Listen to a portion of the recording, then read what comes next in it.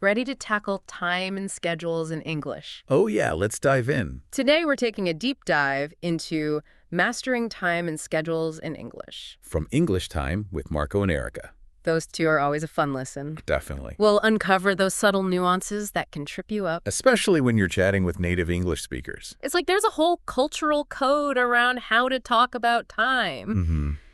So Marco and Erica start off with a simple question. Okay. How many ways can you say 3.15 in English? Mm. They give us 3 examples right off the bat. Okay. 3:15, Uh-huh. 3:15, Right. and 15 minutes past 3. Right. All mean the same thing. Yeah. But they highlight that even something this basic can be expressed in different ways, It can be surprising. especially if you're used to only one way of saying it in your native language. For sure. And they bring up a point that always seems to cause confusion. What's that? The 12-hour versus the 24-hour clock. Oh yeah, that old chestnut. While both systems exist, they recommend sticking to the 12-hour clock with AM and PM, Good advice. at least for casual conversations in American English. Right. It's not just about knowing the words You also got to understand the context. and the cultural norms. Definitely. Then they bring this all to life with a little role-play scenario. Oh, fun. Marco calls up his friend Sarah to make plans. Okay. He suggests grabbing coffee, Classic. and Sarah, being super efficient, Yeah. proposes 2.30 on Wednesday. It's like that. And that's where those cultural perceptions of time really come into play. How so? Suggesting a specific time right away Yeah, might come across as overly direct in some cultures, I can see that. but in many English-speaking cultures, It's totally normal. it's expected even. Interesting. It shows you value efficiency I and clear communication. like that. Imagine the potential for misunderstandings if you're expecting a more roundabout approach. Yeah, for sure. It's these little things that can make or break your interactions. Absolutely. Now, of course, no episode on time would be complete Without what? without those fun little expressions. Oh, yeah, I love those. Marco and Erica sprinkle them throughout. Give us some examples. You know, like, time flies when you're having fun. Classic. Better late than never. Always a good one. And my personal favorite, in the nick of time. I can see why you like that one. They add so much color and personality to your conversations. And they actually reveal a lot about how English speakers view time. Oh, really? Time flies. Yeah. Implies that time seems to pass quickly when you're enjoying yourself. So it's a positive association. Yeah, exactly. And it reflects a culture that values experiences. Making the most of every moment, Mm-hmm. better late than never, is interesting too. How so? It acknowledges the importance of punctuality, Right. but also recognizes that sometimes life gets in the way. Things happen. It's a reminder to be flexible. And give people a little grace. Exactly. And then there's In the Nick of Time. It's so dramatic. It really is. It conjures up this image Of what? of a last-minute save. You. Just in the nick of time. Exactly. It emphasizes that sense of urgency and relief. That's it. Understanding these nuances can Yeah. make your English sound so much more natural. More engaging too. Like you really get it. Speaking of things that make you sound like a native speaker, Tell me more. Marco and Erica spend some time on daily routines. Oh, yeah, those are essential. They give examples like, I wake up at, Uh-huh. I head to work around, Okay. and I usually take my lunch break at. Very practical. Mastering these phrases helps you describe your own schedule and understand others' schedules too. Exactly. It's all about those little details. The building blocks of fluency. I love how they break it down Me too. and make it seem so approachable. They're good at that. It's not just about memorizing a bunch of rules. No. It's about understanding how to use the language in real-life situations. Exactly. And I have to say, I really appreciate how Marco and Erica make their podcast so interactive. They do a great job of that. They're constantly asking questions, Engaging their listeners. making it feel like a two-way conversation.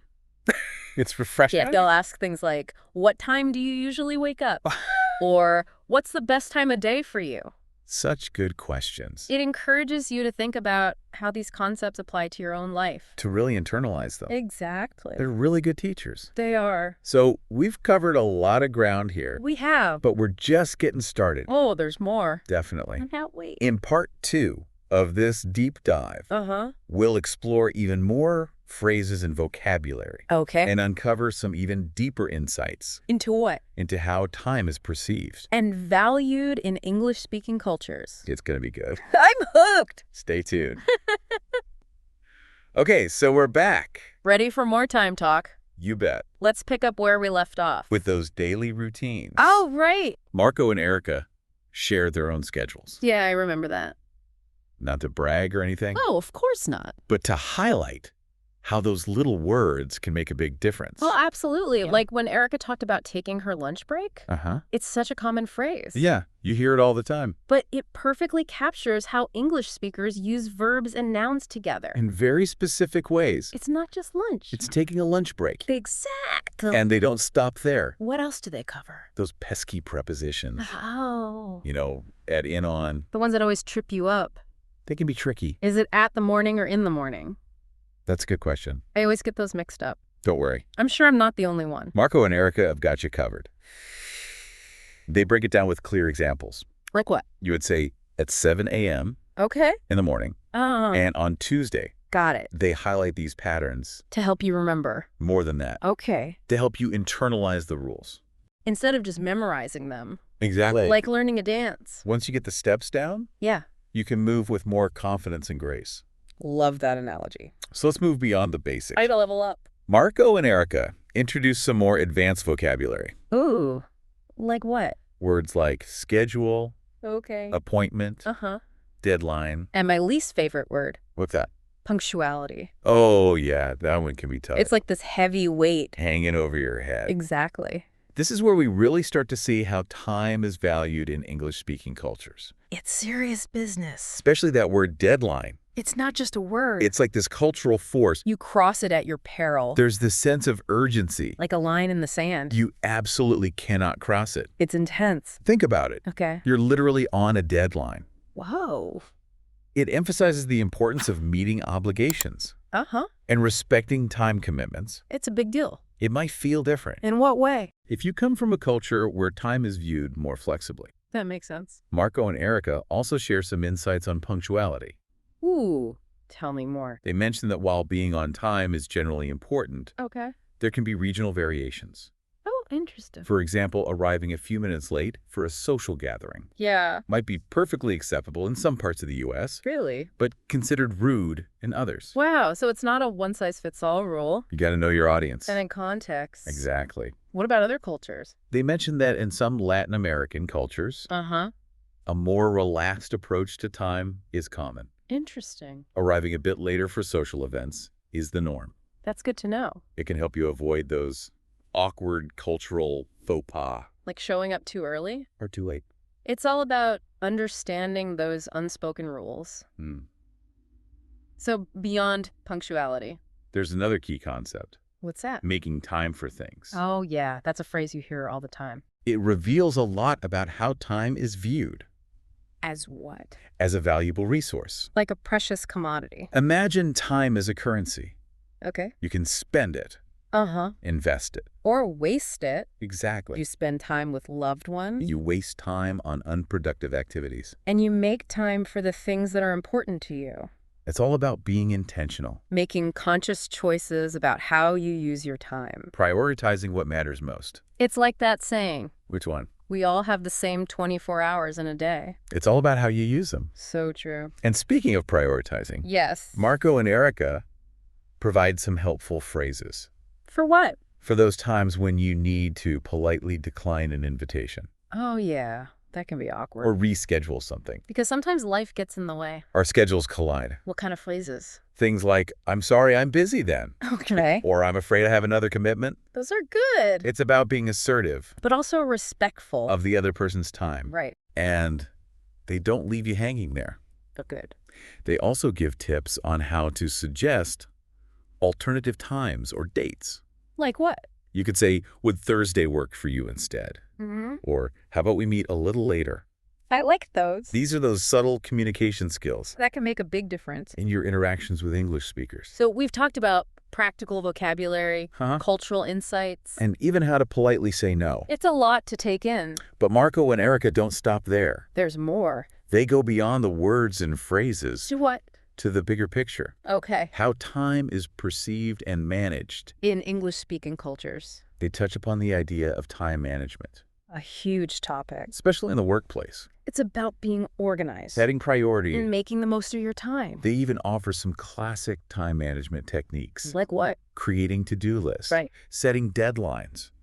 And breaking down those overwhelming tasks. Into smaller chunks. Exactly. It's like a mini productivity workshop. Right, in their podcast. And it's not just about work, is it? Yep. It's about managing your time effectively in all aspects of life. Absolutely. And in today's digital world. There often means mastering those calendars. And scheduling apps. Marco and Erica even dedicate a segment to this. They do. They even give shout-outs to popular apps. Like what? Google Calendar Okay. and Outlook Calendar. Nice. They offer practical tips, Such as? how to create events, Uh-huh. set reminders, Okay. and even share your schedule with others. Super helpful. It's like having a personal tech support team. Just for your calendar. They really go above and beyond. So we've covered practical vocabulary, cultural insights. Time management tips. What else could they possibly fit in? Well, hold on tight, Okay. because in the final part of our deep dive, Yeah. we'll explore how they bring it all together. From what to what? From interactive practice Okay. to those fascinating time-related expressions. You mean the ones we keep teasing? Exactly. Good. And we'll uncover some even deeper insights And you what? into how time is perceived and valued. In English-speaking cultures. Could be good. And we're back for the final part of our deep dive into mastering time and schedules in English. It's been quite a journey. It has, hasn't it? We've learned so much. From basic vocabulary To cultural insights. and even time management techniques. Marco and Erica really packed it all in. They did. But in this last segment, Yeah. they take it even deeper. How so? They explore how time is actually perceived. In English-speaking cultures, It's not just about the words anymore. it's about the underlying values. The cultural mindset. One of the key things they discuss Yeah. is this idea of time as a resource. Like a commodity almost. You've probably heard phrases like spending time or wasting time. Oh, yeah, all the time. But have you ever stopped to think about what they really mean? I guess not. It's like time is something tangible. That you can gain or lose, You can invest it wisely. or squander it. And that reflects a cultural emphasis on efficiency. And productivity. If you view time as a limited resource, Then you're more likely to be careful with how you use it. it explains why scheduling and punctuality are so important. In many English-speaking cultures, It's like time equals opportunity. so wasting time equals missing out. Exactly. But Marco and Erica also emphasize that it's not all about being productive 24/7. There needs to be balance. They talk about making time for work, For leisure, for personal goals. and for those important social connections. They even highlight the need for time for yourself. Taking breaks to recharge. Self-care is essential. It's a reminder that time isn't just about checking things off a list. It's about living a fulfilling life. A well-rounded life. Exactly. Now, we've talked a lot about what Marco and Erica teach. Joe, we can't forget how they teach it. Their teaching style is so engaging, They're constantly asking questions. involving their listeners. Making it feel like a real conversation. It's not just a lecture. They ask things like, what time do you usually wake up? Or what's the best time of day for you? It makes you think. And apply the concepts to your own life. And of course, We can't forget those fun time-related expressions. the ones we keep teasing. Like time flies when you're having fun. Or better late than never. They add so much color to the language. And they give you a glimpse into the cultural mindset It's like having a secret decoder ring. for understanding those subtle nuances. Well, I think we've covered just about everything. We've explored so much From basic time telling. to complex cultural concepts, We've learned how to make appointments. describe our daily routines. And even manage our time effectively. If you're looking to improve your English, And feel more confident talking about time. this episode is a must listen. And as a final thought, Yeah, consider how these English expressions about time, compared to those in your own language. do they reflect similar values? Or there's some interesting differences. It's a fascinating question to ponder. Thanks for joining us on this deep dive. We'll see you next time.